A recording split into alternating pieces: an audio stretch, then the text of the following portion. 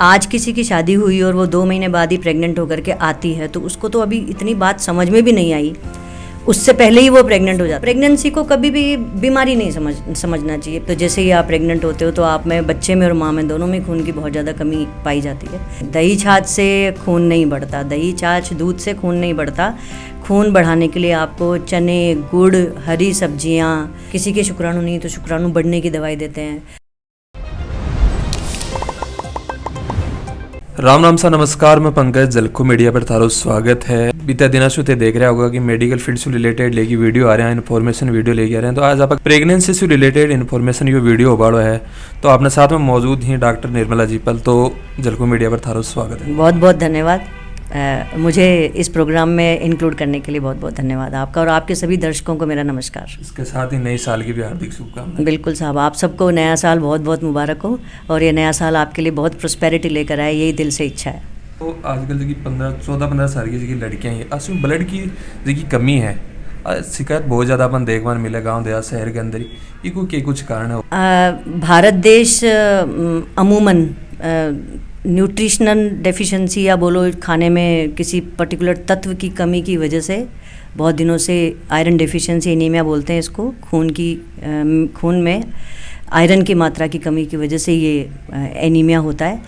और जब 14-15 साल की लड़की जब मेंसेस होती है और तब से लेकर के जब वो पहली बार माँ बनती है या दूसरी बार माँ बनती है तो उस में जो कमी हो जाती है आयरन की, वो जैसे जिसको लोहे की बोलते हैं, लोहे की कमी, वो पूरी नहीं हो पाती। मतलब हर महीने मेंसेस तो आता है लेकिन हर महीने वो कमी पूरी नहीं हो पाती, तो उसके लिए कुछ पर्टिकुलर तरीके का खाना खाना पड़ता है। सब लोगों को हम बोलते हैं कि आयरन रिच फूड खाओ, बोलते हैं दही छाछ खावा, नहीं, दही छाछ से खून नहीं बढ़ता, दही छाछ दूध से खून नहीं बढ़ता। खून बढ़ाने के लिए आपको चने, गुड़, हरी सब्जियाँ, फ्रूट्स, अनार, सेब, संतरे, मौसमी, गाजर, चुकंदर का जूस, ये सब लेना पड़ता है, इससे खून बढ़ता है। आपको जब लगेगा कि आपको काम हल्का सा काम करते ही सांस का फुलावट चालू हो जाती है तो आपको ये लग जाना चाहिए कि हमारे को खून की कमी हो रही है, और आपको जा कर के खून चेक करवाना चाहिए। अगर आपका हीमोग्लोबिन कम आ रहा है तो फिर आपको अस्पताल जा कर के आयरन की टैबलेट्स लेनी चाहिए और घर में खाने का पूरा ध्यान रखना चाहिए। आयरन डेफिशिएंसी वैसे तो बहुत खतरनाक बीमारी नहीं है, लेकिन जब आप पहली बार प्रेग्नेंट होते हो, शादी होती है, तो आपके काम करने की कैपेसिटी, बच्चे को आप जो न्यूट्रिशन देना चाहते हो वो बच्चे का न्यूट्रिशन फिर कम पड़ जाता है। आयरन डेफिशिएंसी अगर आपको ऑलरेडी है तो जैसे ही आप प्रेग्नेंट होते हो तो आप में, बच्चे में और माँ में दोनों में खून की बहुत ज़्यादा कमी पाई जाती है। तो इस वजह से आपको खून की मात्रा, प्रचुर मात्रा में आपके ब्लड में खून रहना चाहिए। प्रेगनेंसी की आप बात करें तो एक तो सही उम्र के हुआ है और यह स्टेप के तरीका से है आगे चाले प्रेगनेंसी की। देखिए, मैं बीइंग अ गायनेकोलॉजिस्ट में ये चीज़ महसूस करती हूँ कि जैसे आज किसी की शादी हुई और वो 2 महीने बाद ही प्रेग्नेंट होकर के आती है तो उसको तो अभी इतनी बात समझ में भी नहीं आई, उससे पहले ही वो प्रेग्नेंट हो जाता है। तो मेरी राय ये है कि जैसे मान लो 21 ईयर्स आपकी शादी की एक उम्र है, तो कम से कम 1 या 2 साल का गैप, मतलब 23 ईयर्स में आप पहली बार, 23 से 25 ईयर्स में आप पहली बार माँ बने तो आपको उस प्रेगनेंसी की पूरी समझ भी हो जाएगी। और आप में अगर कोई डेफिशिएंसी चल रही है तो आप उसको पहले पूरा कर लें, उसके बाद आपको प्रेग्नेंट बनना चाहिए। तो फिर क्या है, बच्चे को भी बहुत अच्छी आप न्यूट्रिशन दे पाओगे और आप बहुत अच्छी समझदारी से आप इस 9 महीने को निकाल पाओगे। तो उससे क्या है, आपकी जो आगे की जो प्रोजेनी आने वाली है या आपका जो बच्चा आने वाला है वो बहुत इंटेलिजेंट किस्म का होगा और आपके आगे आपके ख़ानदान का नाम रोशन करेगा। इसलिए मेरी राय ये है कि इंटेलिजेंट बच्चे प्रोड्यूस कीजिए। 9 महीना को तो बता रहे हो, तो कि कुछ 9 महीना के अंदर साइकिल चाले कि कुछ चेकअप वगैरह हुई? जैसे ही माँ को, जो होने वाली मदर है, उसको ये पता चलता है कि वो प्रेग्नेंट हो गई या उसका पीरियड मिस हो गया। पीरियड मिस होने का मतलब है, जैसे मान लो आज 2 तारीख है, तो अगर आपको 2 तारीख मेंसेस आने वाली थी और अगर आपको नहीं आई है और आप ससुराल में हैं तो फिर आपको 3, 4, 5 जो भी 2-4 दिन आगे निकलते हैं उसके बाद आपको प्रेगनेंसी टेस्ट करवा लेनी चाहिए। अस्पताल जाके करवाएं, आप खुद घर पे करें, वो आप कर लीजिए। और जब आपको पता चल जाता है कि आप प्रेग्नेंट हो गए तो एज सुन एज पॉसिबल, जितनी जल्दी हो सके, फिर आप डॉक्टर के पास जाएं। वो आपको फॉलिक एसिड या कुछ जो भी आप में कमी है, कुछ डेफिनेट टेस्ट करा करके फिर जो भी कमी है उसके हिसाब को आपको दवाई चालू करेगा। और डॉक्टर जब दवाई चालू कर देगी तो फिर आपके बच्चे का जो ब्रेन डेवलपमेंट होता है वो आपके इनिशियल 12 वीक्स के अंदर अंदर ही होता है। तो आप जो पहले 3 महीने अगर ये सोचते हैं कि नहीं मैं 2 महीना पच जाऊँगा, नहीं मैं 3 महीना पच जाऊँगा, नहीं मैं सोनोग्राफी 3 महीना पच कराऊँगा, ऐसा कुछ नहीं है। आपके बच्चे का जो ब्रेन डेवलपमेंट होता है या बच्चे का जो इनिशियल डेवलपमेंट होता है वो बहुत ज़्यादा ज़रूरी होता है। और आपको जब पता चल जाए कि आप प्रेग्नेंट हो गए हो तो आपको फॉलिक एसिड की टैबलेट डॉक्टर चालू करेंगे, तो इस वजह से आपको अस्पताल जाना चाहिए। ये है फर्स्ट ट्राइमेस्टर।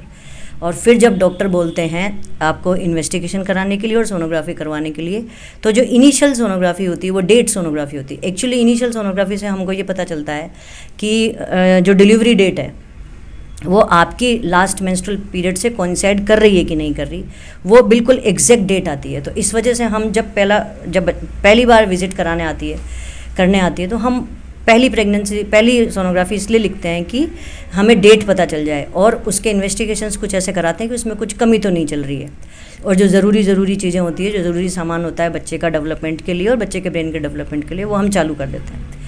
फिर एक सोनोग्राफी करीब 12 वीक के आसपास, 12 वीक का मतलब होता है 3 महीने, 3 महीने पे एक सोनोग्राफी होती है। उससे हमें उसके आनुवांशिक बीमारी तो चलकर नहीं आ रही है, उसके लिए हम एक एंटी स्कैन करवाते हैं जिसमें एक सोनोग्राफी और उसके साथ एक ब्लड टेस्ट होता है। उससे आपका 12 वीक्स में ही पता चल जाता है कि उसको कोई आनुवांशिक बीमारी या कोई हेरिडिटरी बीमारी तो चल करके नहीं आ रही है।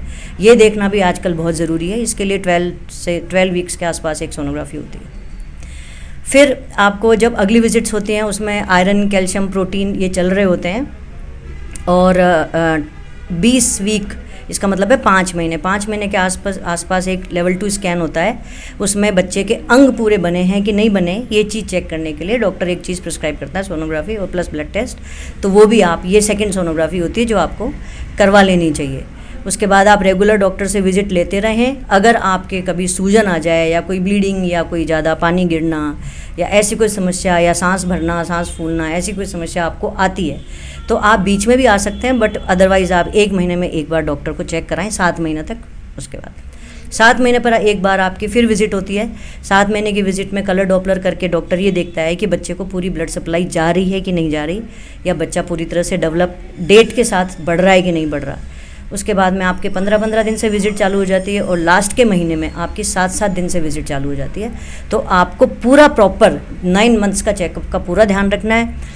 आपका जो गायनेकोलॉजिस्ट है उसके पास आपको लगातार बने रहना है, चाहे महीने में सही चाहे 15 दिन में सही, पर आपका वो जो डॉक्टर है वो आपका पूरे 9 महीने प्लस डिलीवरी के बाद सब आपका पूरा ध्यान रखेगा। इस वजह से आपको अपनी डॉक्टर के पास लगातार रेगुलर चेकअप करवाने के लिए जाना चाहिए। और बीच में कभी भी कोई समस्या हो जाए तो आप आइए, वो आपको टाइम पर बता देगी कि आपको बीपी की समस्या हो रही है या आपको शुगर की समस्या हो रही है या आपको एनीमिया हो रहा है। वो आपको लगातार चेकअप करके आपको हर चीज़ के बारे में अवेयर रखेंगे और डॉक्टर आपकी सहायता करेंगे प्रेगनेंसी के दौरान।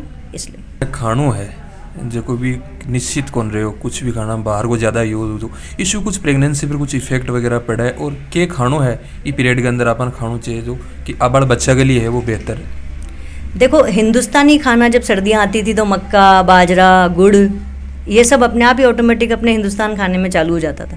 उसका रीज़न यही था कि टाइम से जिसको जिस चीज़ की डेफिशिएंसी हो रही है, अपन खीरे, ककड़ी, टमाटर है, गाजर है, मूली है, शलजम है, ये अपने अपने खाने में ऑलरेडी पहले से ही मौजूद था। तो जब ये मौजूद रहता था तो फिर अपन किसी चीज़ की डेफिशिएंसी से मुब्तला भी नहीं होते थे, हमारे को होती नहीं थी। पर अब का जो फास्ट फूड का जो ज़माना है या बाहर खाना खाने का जो ज़माना है, उसमें आप विश्वास कीजिए कि न्यूट्रिटिव वैल्यू ज़ीरो है। सिर्फ फैट बनाने का, सिर्फ चर्बी बढ़ाने का वो तरीका है, रास्ता है, और कुछ भी नहीं है। आपको 5 मिनट का एक मोमेंट्री प्लेजर मिलता है कि हमने बढ़िया खाना खा लिया, लेकिन अल्टीमेटली वो अंदर जा कर के आपको कोई बेनिफिट नहीं देने वाला है। तो आप स्पेशली जो 9 मंथ्स का जो टाइम है उसमें तो आप कम से कम ये ध्यान रखें कि आप बाहर का खाना ना खाएं। बर्गर, पिज़्ज़ा से बिल्कुल परहेज़ करें, और कुरकुरे और ये सब बाज़ार की चीज़ें ये नहीं खाएं, बाज़ार की बनी हुई नमकीन नहीं खाएं। आप घर का खाना खाओ, और कुछ नहीं होता, एक मुट्ठी में चने ले लो और एक गुड़ की डली ले लो, वही आप रोज़ खा लो, तो ही आपके खून की कमी नहीं आएगी, आपको बेसिकली कोई प्रॉब्लम नहीं आएगी। आप घर का खाना खाइए, बाजरे की रोटी खाइए, मक्का की रोटी खाइए, गुड़ खाइए, हरी सब्जी खाइए, पालक, बथुआ, दही, दूध, ये सब खाइए, और दाल खाइए। और जो लोग पता नहीं, अगर कोई अंडे खाते हैं तो अंडे भी खाएं, तो अंडे भी न्यूट्रिटिव होते हैं, बहुत अच्छे होते हैं। नॉर्मल डिलीवरी है दिनों दिन कम होती जा रही है, सिजेरियन पर ज़्यादा जा रही, तो आपको क्या कारण है और क्या तरीका से सिजेरियन और नॉर्मल डिलीवरी में फ़र्क है और क्या हिसाब कर? सिजेरियन और नॉर्मल डिलीवरी में जैसे कुछ डाटाज हैं कि सिजेरियन डिलीवरी थोड़ी सी ज़्यादा कॉम्प्लिकेटेड होती है, बच्चे और माँ दोनों से ही रिलेटेड है। माँ को भी ज़्यादा कॉम्प्लिकेशन झेलना पड़ता है और बच्चे को भी ज़्यादा कॉम्प्लिकेशन झेलना पड़ता है। बच्चा बाहर आने के बाद जो सिजेरियन बच्चा होता है उसको सांस लेने में एक नॉर्मल बच्चे के मुकाबले ज़्यादा तकलीफ होती है। और एक माँ जो ऑपरेटिव प्रोसीजर से गुजरती है, तो ऑपरेटिव प्रोसीजर तो देखो एनेस्थीसिया लगता है, एक ऑपरेटिव प्रोसीजर होता है, आपकी बॉडी की सर्फेसेस कटती हैं, वापस जुड़ती है, आपको 3 महीने का हम रेस्ट बताते हैं। सिजेरियन डेफिनेटली नॉर्मल डिलीवरी से मरीज को, पेशेंट को और बच्चे को, दोनों को ही थोड़ा सा टफ पड़ता है।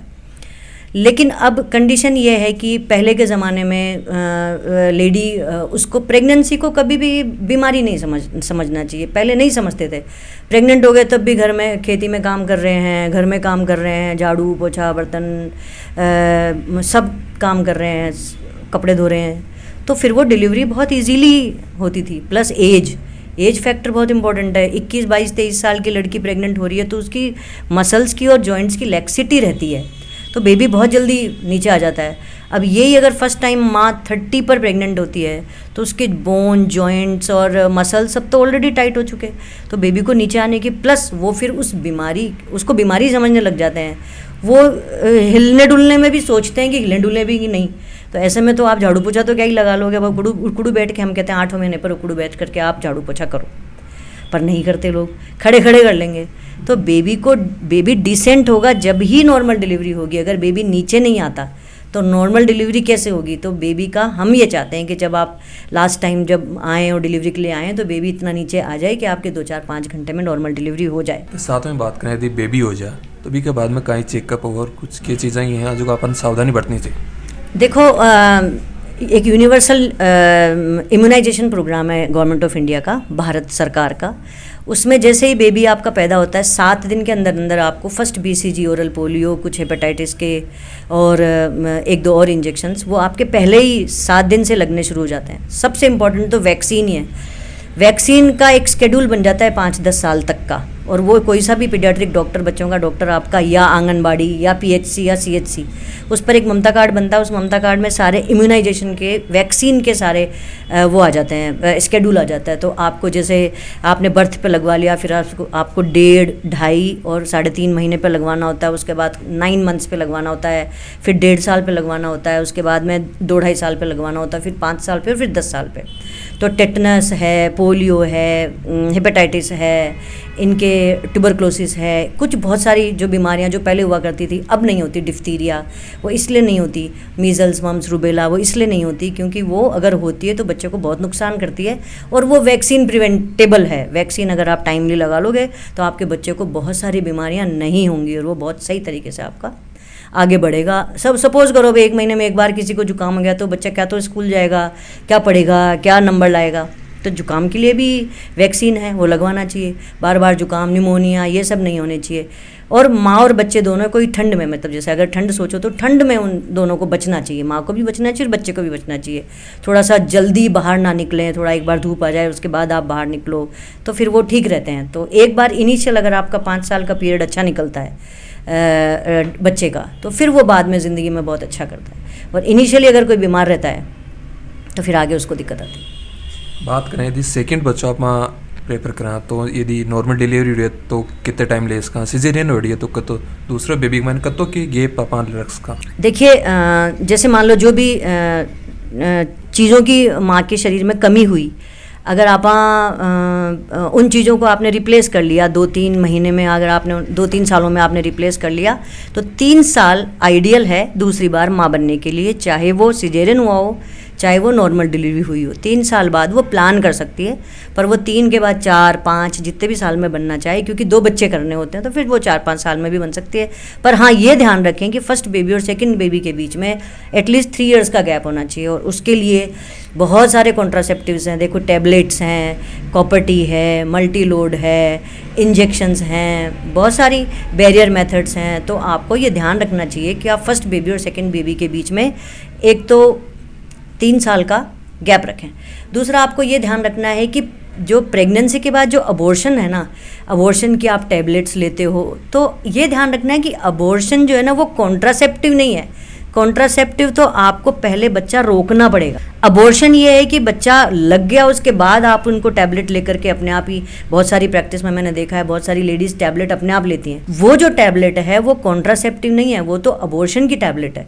उसको लोग कॉन्ट्रासेप्टिव की तरह इस्तेमाल करते हैं कि अगर हमारे लग जाएगा तो हम तो गोली ले लेंगे। ऐसा नहीं करना, आपको कोशिश ही ये करनी है कि आपको बच्चा लगे ही ना, अगर आपको नहीं चाहिए तो।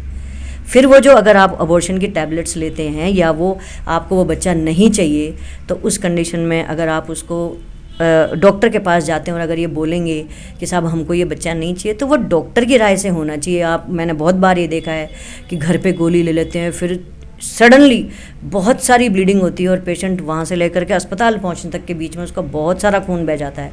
तो मेरी सबसे यही प्रार्थना है कि कम से कम ऐसा ना करें घर में कि एकदम से ब्लीडिंग हो जाए और फिर आपकी ज़िंदगी खतरे में पड़ जाए। ऐसा आपको नहीं करना चाहिए। टैबलेट्स आपको डॉक्टर के अंडर सुपरविजन में ही खानी चाहिए अगर आप खाना चाहते हो। प्रेगनेंसी का साथ में आप एक चीज़ और जोड़ा, बांझपन की दिक्कत भी हुआ है, तो इको आजकल के कुछ इलाज है और मेडिकल के अंदर क्योंकि टेक्नोलॉजी बढ़ गई तो के कुछ है, इसके बारे में भी बताओ। बांझपन, हालांकि अपन प्रेगनेंसी की बात कर रहे थे तो बांझपन एक डिफरेंट टॉपिक है। मतलब हाँ, एक टॉपिक डिफरेंट है, लेकिन फिर भी मैं आपने पूछा तो मैं बताती हूँ। बांझपन का कारण तो बहुत सारे हैं, पर उसमें जैसे मेल फैक्टर एक होता है, फीमेल फैक्टर, और एक होता है अनएक्सप्लेन्ड।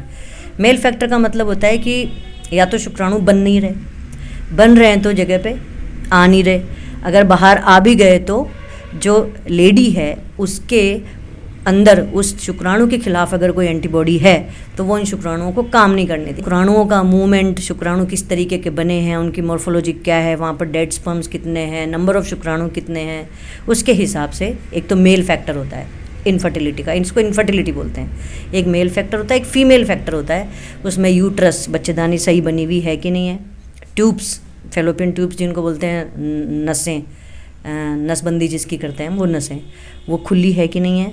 फिर अंडादानी, अंडादानी सही है कि नहीं है, सही काम कर रही है कि नहीं कर रही, और महीने में एक बार अंडा बनता है वो बन रहा है कि नहीं बन रहा। ये 2-3-4 चीज़ें हैं, उससे हम फीमेल फैक्टर का पता लगाते हैं। और कई बार ऐसा होता है कि हस्बैंड भी ठीक है और वाइफ भी ठीक है पर फिर भी बच्चा नहीं लगता। उस कंडीशन में फिर हम बच्चा लगने की दवाइयाँ देते हैं जिससे फिर उनको बच्चा ठहर जाता है, गर्भ ठहर जाता है। पर फिर ऐसे कंडीशन में आपको डॉक्टर के पास आना होता है। की तरीका है आजकल, जहाँ टेस्ट ट्यूब बेबी होगी, साथ में और कुछ का ही? देखिए, सबसे पहले तो टेस्ट करने के बाद अगर हमें लगता है कि कोई फैक्टर एक्चुअली नहीं है, अगर फैक्टर है तो हम पहले फैक्टर का ट्रीटमेंट करते हैं। फिर अगर देख लिया कि फैक्टर नहीं है तो हम मेडिसिन से ऐसे ही बच्चा लगाने की कोशिश करते हैं। पर सपोज़ करिए किसी के मान लो अंडे नहीं बन रहे तो हम अंडे बनने की दवाई देते हैं, किसी के शुक्राणु नहीं तो शुक्राणु बढ़ने की दवाई देते हैं। फिर भी हमें लगता है कि बहुत दिनों से हो ही नहीं रहा, बहुत दिनों, तो फिर हम उनको IVF सेंटर्स पे भेजते हैं। IVF सेंटर में जो बच्चा होता है उसको टेस्ट ट्यूब बेबी कहते हैं। बेसिकली वो टेस्ट ट्यूब में डेवलप नहीं होता है, टेस्ट ट्यूब में सिर्फ, टेस्ट ट्यूब नाम सिर्फ इसलिए है क्योंकि वो आपके शरीर के बाहर, इनिशियल फेज़ में शरीर के बाहर बनाया जाता है। अब जैसे मान लीजिए आपका IVF में ये होता है कि आपका अंडा ले लिया डॉक्टर ने, बाहर निकाल लिया, आपके हस्बैंड के शुक्राणु बाहर निकाल लिए, एक ऐसा कोजी सा एटमॉस्फेयर होता है जिसका टेम्परेचर, उसके अंदर ऑक्सीजन कितनी, कार्बन डाइऑक्साइड कितनी है, वो एक मशीन होती है। उस मशीन में वो, उस अंडे में वो शुक्राणु उनके डाल दिए जाते हैं और 48 घंटे के लिए छोड़ दिए जाते हैं।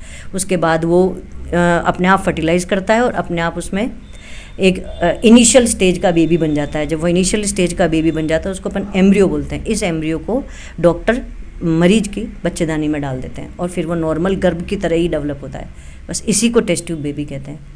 और टेस्ट ट्यूब बेबी ये है कि भाई जब आपको दवाइयों से नहीं आराम आ रहा है या आपके नहीं लग रहा है या आप डेस्परेट हो, बच्चा चाहिए ही, तो फिर टेस्ट ट्यूब बेबी सबसे बढ़िया तरीका है। ये साथ में बात करें, आजकल फ़ोन को यूज़ बहुत ज़्यादा हो तो वो भी कोई इफेक्ट करे कि कोई चीज़ बेबी वगैरह ना पाऊँ? मोबाइल का अभी तक तो कोई डाटा नहीं है कि मोबाइल से बेबी को कोई फ़र्क पड़ रहा है, लेकिन 2-3 चीज़ें मैं ज़रूर बताना चाहूँगी। एक तो मोबाइल से कान पे रखने से मदर को ज़रूर फ़र्क पड़ता है, तो मदर ठीक नहीं है तो बच्चा अपने आप ही ख़राब हो जाता है, पहली बात तो ये। दूसरी बात जो हमने नोट किया है, जैसे मान लो खेतों के पास में रहने वाली लेडीज़ हैं और वहाँ पर अगर आप कोई छिड़काव कर रहे हो किसी दवाइयों का या किसी पेस्टिसाइड का, तो उस दौरान प्रेग्नेंट लेडी को वहाँ से दूर रहना चाहिए, क्योंकि बेबी तो बिल्कुल छोटा सा होता है, अंदर ज़रा सा होता है। अगर आपकी दवाई, आपने उस दवाई से सांस ले ली या आपने ऐसी कोई चीज़ ले ली और उससे बच्चे को वो पहुंच गई तो फिर उसको डिफेक्ट्स आ सकते हैं। तो जब भी कोई छिड़काव हो रहा हो उस दौरान मदर वैसे भी वहाँ ना रहे तो ज़्यादा बढ़िया है। और दूसरा ये है कि जैसे मान लो आप चूल्हे में वो लगा रहे हो, फूंक लगा रहे हो और बहुत देर तक आपकी धुआं आ रही है और आप बहुत देर से धुआं ले रहे हो, तो आप धुआं में सिर्फ ऑक्सीजन डेफिशिएंट होती है, ऐसा नहीं होता। ऑक्सीजन की कमी के साथ साथ आपको CO2 कार्बन डाइऑक्साइड अंदर जा रही है, बहुत सारी और गैसेस स्मोक अंदर जा रही है, बहुत कार्बन मोनोऑक्साइड अंदर जा रही है, तो वो बेबी के लिए खतरा साबित होता है। तो इसलिए चूल्हे से, इसीलिए आजकल गैस सब जगह गैस इसीलिए, तो गैस का इस्तेमाल करें। चूल्हे को प्रेग्नेंट लेडी से थोड़ा सा दूर रखें और पेस्टिसाइड से दूर रखें। बहुत बहुत थारो धन्यवाद एक बार फिर से। बिल्कुल, टीम को मेरी तरफ से भी बहुत बहुत साधुवाद और बहुत बहुत अभिनंदन। आपको आगे भी कभी ज़रूरत हो तो हम हमेशा तैयार रहेंगे, इसलिए धन्यवाद। बिल्कुल, राम राम साहब।